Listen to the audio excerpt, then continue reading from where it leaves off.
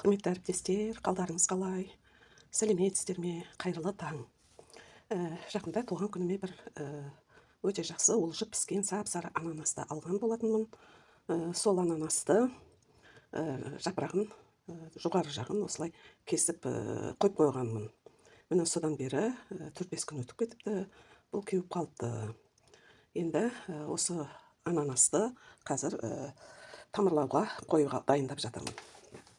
Мына жерде менің нелерім өсіп тұр. Мына жерде мандарин, тағы не, лимон, бірнеше жаңағы осылай тамырлатып өсіргендерім тұр. Лампаның астында мінекей жарық түсіп, қазір енді мен ары қарай ананасты өсірмекшімін, тамырлатпақшымын. Ананастың жапырақтары майда нәзік, жемісі сап-сары болып сыртынан көрініп тұр піскен екендігі. Өте жақсы дәмді піскендігі. Ананастың төменгі жапырақтарын жұлып тастадым. Кішкене мынау көрініп тұрғандай, мынау несін түбі нүктешелері көрініп тұр.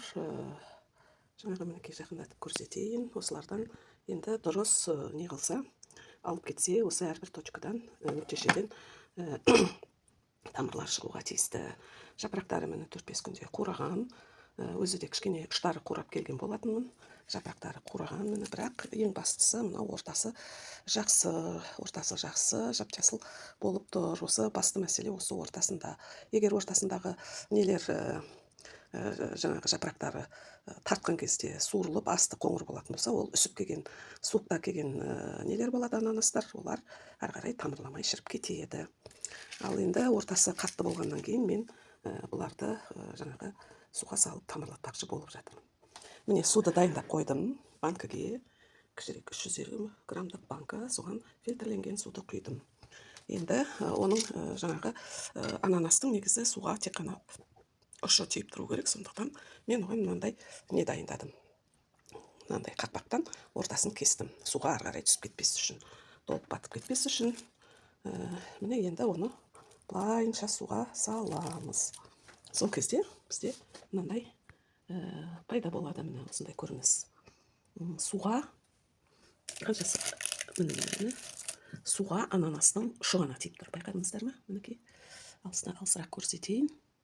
Ананастың ұшы ғана тиіп тұр. Осылай болу керек. Ананастың тағы да бірнеше төменгі жапырақтарын тағы да жұлдым, мінекей байқалып тұр. Одан кейін мынау жапырақтарының қураған ұштарын кесіп тастадым. Сонда бізде әдемі мынандай ананастың жоғарғы жағы шықты. Ал енді мынау тарелкедегі жаңағы қиып тастаған нелері, қиындылары, жапырақтың ұштары. Енді қалған нәрсе суға бұны салып қоямыз. Мынаны әдейілеп тұрып, мынадай жұқа пластмасс қақпақты ортасын тестім. Суға толығымен түсіп кетпес үшін енді осы ананасты суға салып қоямыз. Сонда ананастың ұшы ғана суға тиіп тұр. Осы енді ананастың әдемі болып тамырлайды деген ойдамыз. Ананасты мына гүлдермен бірге жаңағы лампаның астына қойдым. Бұл күндіз түні жарық болып тұрады. Күндіз терезеден де жарық түседі. Терезені мінекей мына жақтан күндіз де жарық түсіп тұрады. Бірақ қазір қыс кезінде бұл нелер жарық кішкене бұлтты болып жүр, сондықтан мен бұларға қосымша осындай жарық жасап қойдым. Рахмет қарағандарыңызға. Келесі кездескенше.